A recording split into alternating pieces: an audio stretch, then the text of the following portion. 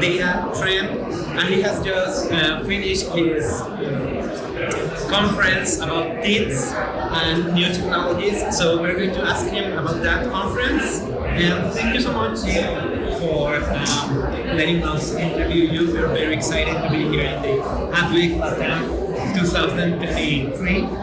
Thank you very much, and thank you for having me here. It's my first visit to Mexico City, so I absolutely love my time here. Yeah, you've never been to Spain? No, I've been to Mexico as a tourist, but I've never been to Mexico City, and so I'm really excited to be in the city and to see what it's like. And did you like it? I love it so far. It's been quite an experience. The only thing I will say is traffic is different here. I'm telling everyone what they do, but in terms of experiences, everything's fantastic. People are lovely. It's such a We really love Mexico City. Could you explain to us, please, what you do with Teads? Yes, of course. So my name is James Colborn, as we said. I am the Global VP of Data, so my responsibility is being able to determine how to be able to take our data solutions to market, which are designed predominantly to be able to help advertisers find scale against audiences or context that they want to be able to reach with their message, their conversation, and the products that they want to be able to sell. And so we use a lot of different types of data solutions to be able to effectively, and our marketers to be marketers. And one of the areas that I love about Teads, I joined about 2 years ago, is that Teads sort of pioneered a lot of the Cookieless solutions, which are going to be really important next year as we see the evolving change of cookie deprecation, and then being able to relate that to how we build audiences using artificial intelligence, machine learning. What do you actually mean with Cookieless solutions? Yeah, absolutely. So Cookieless solutions are, today when you visit a website, a lot of cookies are, which are small pieces of code that actually remember who you are, or they track who you are, and they understand your interests and behavior. Any given site could have hundreds of cookies that are dropped on behalf of other companies. Okay. And over time, there has been some question drawn as to how that data is used and whether it's in the best interest of consumers and consumer privacy.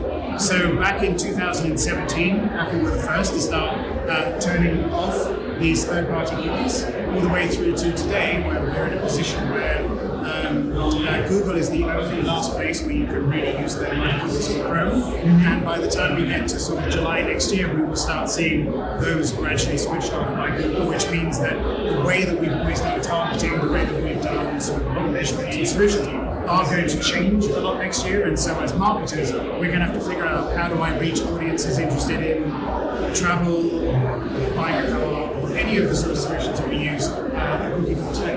Would you say this is kind of the evolution of what's marketing going to be? Yeah, I think so. Marketing for me, and I always grew up as a marketer, is about segmenting the market, targeting an audience, and then being able to put a message in front of them. And I think that's a very important component that I believe Teads is very good at. But I think somewhere along the way, we've started to focus more and more on the granularity of audiences, the specific sort of one-to-one relationship. And it's never been that accurate, it's never been that good, but because we are so used to buying that way, that we haven't changed our behavior. And even though some markets, and outside of the LATAM region, you've got some markets that are 60-70% of their impressions today are already cookieless because people use Apple devices more than they do here.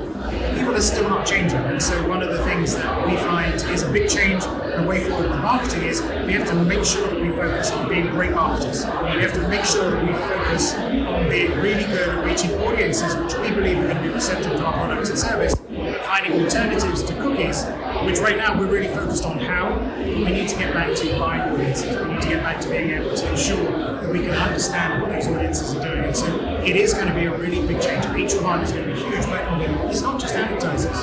For publishers as well, they've monetized their content this way for such a long time.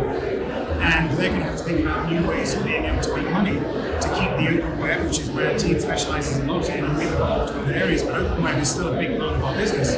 Keeping that content free, because that's all we all love. I mean, it's advertising keeps the open web and the publisher content that we love free. And that's really important, I think, for everyone as a community and as an industry.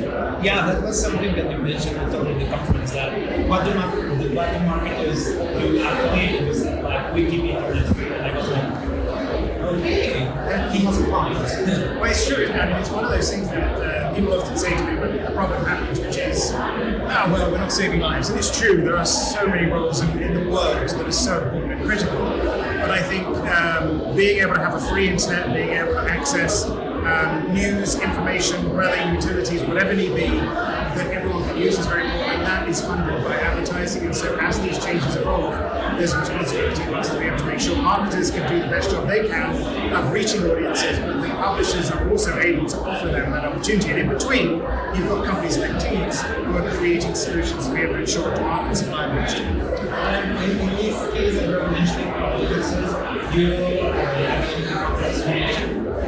predictive audiences. What does that mean? So predictive audiences is it's a way of being able to say, if I know a certain number of people and who they are, can I predict other audiences that they will be like that? So let me explain that in a little bit more detail. So if you think about an audience of people that we know, because it's come from either a client's database or it's come from a third-party data source, are frequent travelers. We know that's who they are. There's a lot of people in the internet when the cookies disappear who we just don't know who they are. But what's interesting is if you look at the characteristics of those users, using signals that are always going to be available in the open web, which are things like what they're reading, the device they're reading on it, the time of day, the operating system, and a few other variables.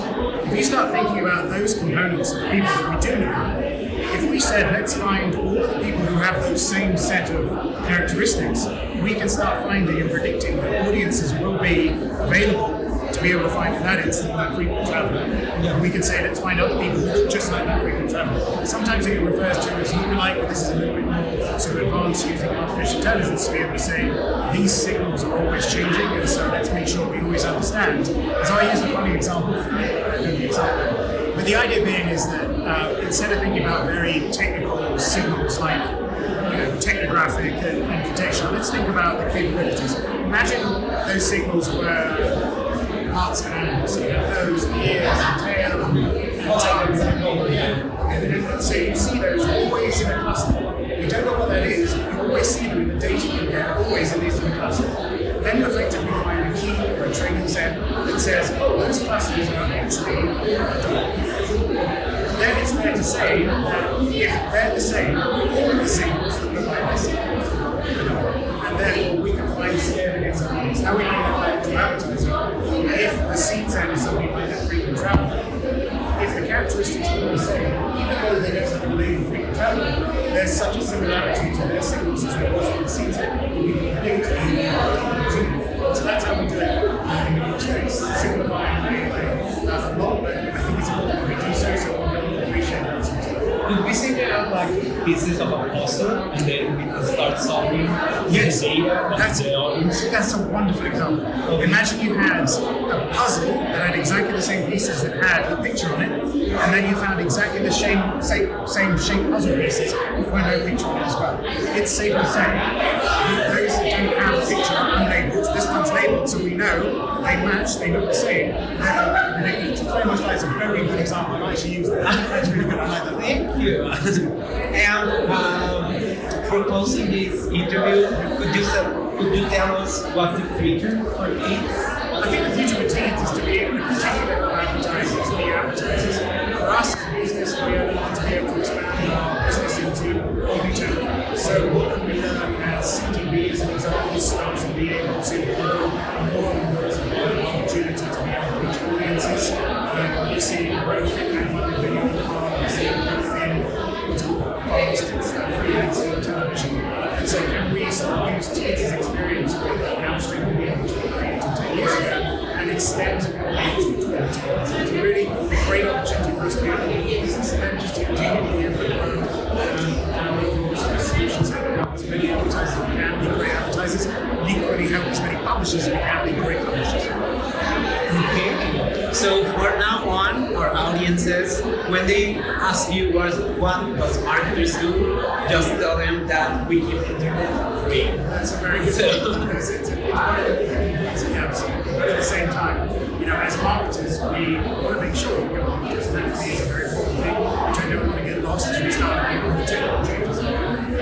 Thank you so much, James, for this interview. We are really excited to be here to have you and to be part of Advertising Week LATAM 2020. Thank you for having me. It's been wonderful to be here. Thank you very much. Thank you.